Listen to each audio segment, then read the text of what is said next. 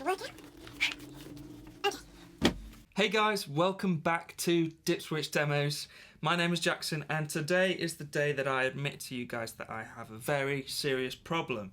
An addiction, if you will. An addiction to building pedal boards. And that's what we're going to do again in today's video. It was only a couple of videos ago that I showed you my brand new main board, the Alder and Ash board, and that's kind of my dream board. You know, it's got everything on there I want for studio use. It's relatively, giggable as well. But really that's a home studio board with all the options that I could ever need on it. Today we're going to do something slightly different though. We have Boss's new BCB 90X, their brand new board, and we're going to be building a board with a bit more of a direction, a bit more of a focus, I guess you could say, but we'll get onto that in a second. This video is sponsored by Boss. They sent over this board for the video, so bear that in mind. I will show you some of my thoughts on the board, good, and some things that I'm not so fond of as well, or some things that I've got reservations about at least. My idea for this board is to sort of build the ultimate function band board in a way, so I'm going to have a couple different signal chains for my electric and my acoustic, so I can quickly switch between those, kind of using the built-in ins and outs of this board. I'll get it out real quick so I'm not talking over the rustling. So there we go. If you've kind of aware of Boss's BCB range, from the outside there's nothing kind of too different about them, I suppose. Really sturdy plastic. So a few bits and bobs there, including a daisy chain for power. So there we go. It's the classic BCB foam layout. You can obviously mount them straight to the plastic if you want, but we're going to use the foam for this board build, and it's kind of in a way that the foam is one of my reservations when it comes to this board. I've never used a BCB board before, and I'm kind of intrigued about the longevity of using foam on a pedal board. You know, me personally, I'm always swapping and changing things, and with the foam, once it's cut once to a pedal, it's kind of only going to fit that pedal or a pedal of the same size. So I'm kind of interested in see how I get on with that. I know that's not going to be a consideration for a lot of you out there who stick with the same gear for a long time, but I'm intrigued to see how I get on with it for sure. So as I said, this board is going to have two signal chains how I'm going to run it. My electric signal chain, which is where most of the pedals are going to be, and then right up here I'm going to put in an acoustic preamp and reverb pedal, and that's going to go out of output B. So basically it means that I can have my acoustic and electric rig in one. Output A going to my electric amp, output B going straight to the desk for the acoustic sound. Boss have also supplied a few of their new Pancake instrument cables, which is really cool of them, but we haven't got enough, so we're going to be mainly using these, but also going to use a few leftover pedal patch cables as well to make things neat. One cool thing about the foam, which I'm not worried about at all, is that it allows you to do all your cabling underneath the foam, keep it really neat and tidy on top, which is going to be cool. So as you can see, I'm starting to lay stuff out. Like I said, I'm using a mixture of stuff and different size things, as well as some Boss pedals, so you can see how this might implement with your own pedal collection and stuff. A new addition, a Analog Man modded GE7. I got another pedal from Analog Man, which I'll share with you soon, but the G7 is really cool. I've wanted a smaller, more compact EQ pedal for a while, and the Analog Man modded version is sick. So this is my proposed layout. Hopefully it's going to work. We have 10 outputs on the daisy chain, the included daisy chain, so I've put 10 pedals on the board, obviously. I don't really know how the signal chain is going to work, but my guess it's going to be Honey Badger, FZ5, hopefully you can see that on that camera, FZ5, Tuner, Royal Jelly, OD3, GE7, DC2W, Native Audio Wilderness for some delay, TC Hall of Fame 2, and then into output A. And then for the acoustic chain, I'm just going to take my cable and go straight into the preverb and out into output B, straight to the desk. And that's kind of how things are working in my mind. We're going to get things cut in the foam right now. I've never used a BCB board before, so we're going to see how this goes. I don't really know the best technique, so I'm just going to take it slow, take a knife to it, and hopefully I don't injure myself. As I mentioned earlier, one of my reservations about the foam idea is that, once it's cut for that pedal. As far as I'm aware though, Boss are they know this, and they are going to make the foam replacements relatively available and affordable.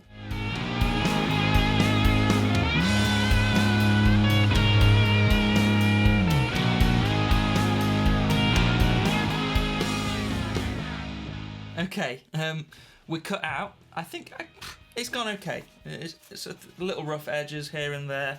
I think I got the hang of it towards the last couple of pedals cutting out.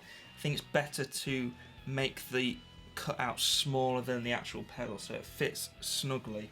For example, this big boy is rattling around a little bit in the foam, but hopefully once everything's in there it will be okay. So next I think I'm going to do power. Usually I would do audio, but seeing as most of the power is going to be underneath the foam, I'm going to get on with the power. Yeah.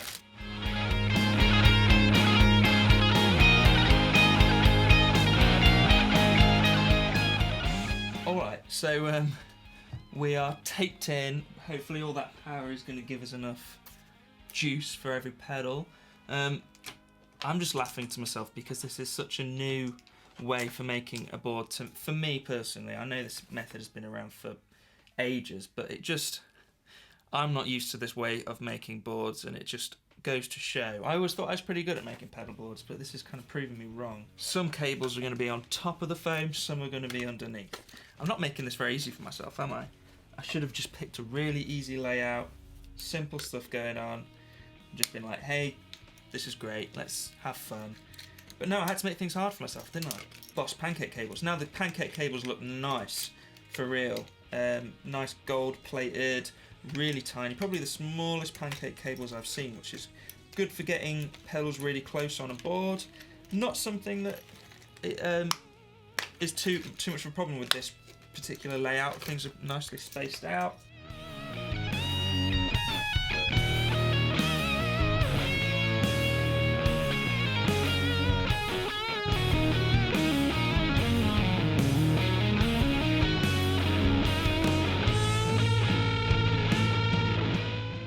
So this is looking pretty good.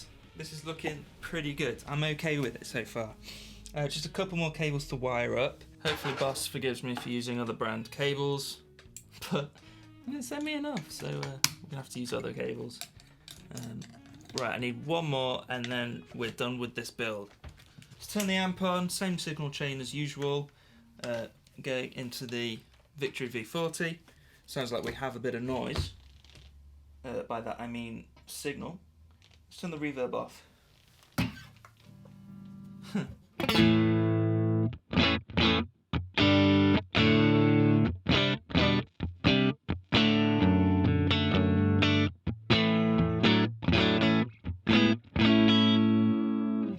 Okay, so we've got noise, the signal going through this crazy old board.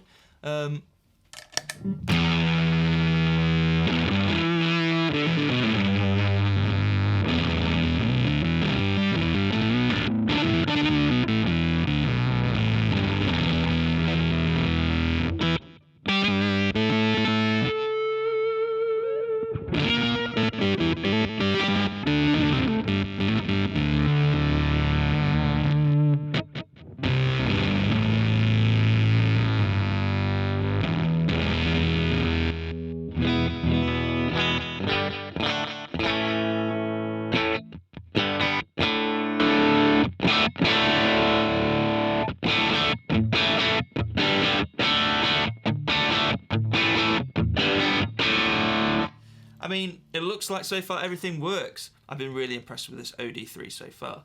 Stay tuned. I mean, you've probably all heard an OD3 before, but this is a good overdrive pedal. But the board is looking good. I have noticed a mistake I've made. On this pedal, I've put the ins and outs the wrong way, haven't I? That should be easy to fix though, shouldn't it? It wouldn't be a bad Boss video if I showed a TC pedal breaking though, would it? So, that should be better.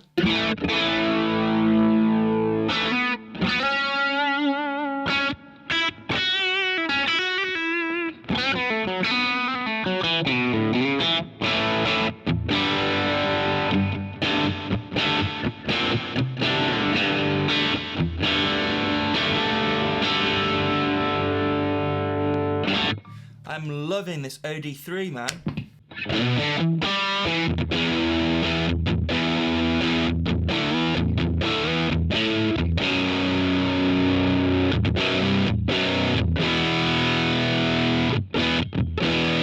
That sounds sick as well. This is a digital fuzz pedal, so it's got a few different sounds on there. I think that was the fuzz face sound. And that sounded really good. I haven't plugged that one in yet, and I was sort of intrigued to how I would like it, because obviously it's a digital fuzz. Maybe there's some stigma around digital fuzzers, but it sounds sick. And then my GE7, I'm still messing around with the controls on this. I sort of, before I had it set up, like almost to turn it into like an AC15 sound. So cut a bit of the bass, boost some of the mids, and it sort of chimed it up a little bit, you'd say. So this is with it without. With. Needs some tweaking, that doesn't sound great. What I've been amazed with the G7 is how drastic a difference just a tiny little movement can make. That's it, a little closer. With a drive pedal, maybe.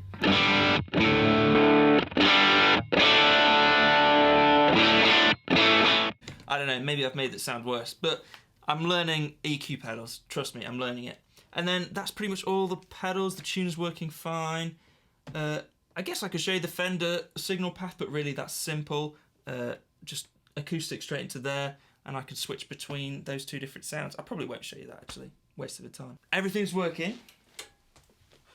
I have to say as well, signal seems really quiet. Sort of worried about it being a daisy chain, you know, introducing some unwanted noise, but it seems really, really good. Final test then. Like I said, we're going to do a shake test. So, I've got confidence because obviously we've got some nice foam on the lid. Obviously, I'm not sure I'd be shaking around my vintage DSD2 if I didn't have confidence it was going to be fine. So, let's close the lid. See, that feels tight. This is going to be fine. This is going to be fine. See, no movement in there at all. I'm impressed.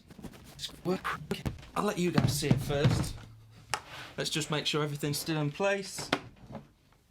Yeah, good as new. So I think you can be confident that all your pedals are going to stay in place if you were, you know, you're on tour or whatever, you're going to a gig and you open your pedal board case up, everything is going to be in place. Nice. You know what, I will be honest with you guys, the build experience was okay. I'm not a fan of cutting out the pieces of foam. It's kind of a hit or miss thing, and if you make a mistake, you make a mistake, you've got to live with it. But you know what, the end result is nice. It's clean, it's secure. So yeah, I think we will close that up. Oh shit. We'll close that up, and I'll see you in the next video, guys. I hope you enjoyed this one. Bit chill, I guess. This is a bit of a different vibe in this video. We're just building a board together, and I think it's turned out nicely. Thanks, boss, for sending over the board for the video. This is going to be a nice little addition. I'm not sure how much I'm going to use this in the studio, but definitely for live. Like I said, that's kind of what it's for. Having that acoustic and electric signal path is really useful for certain gigs, I suppose. Thanks, guys, for watching the video. If you like what you saw, please subscribe and maybe check out some more videos. I'll see you in the next one. Cheers, guys.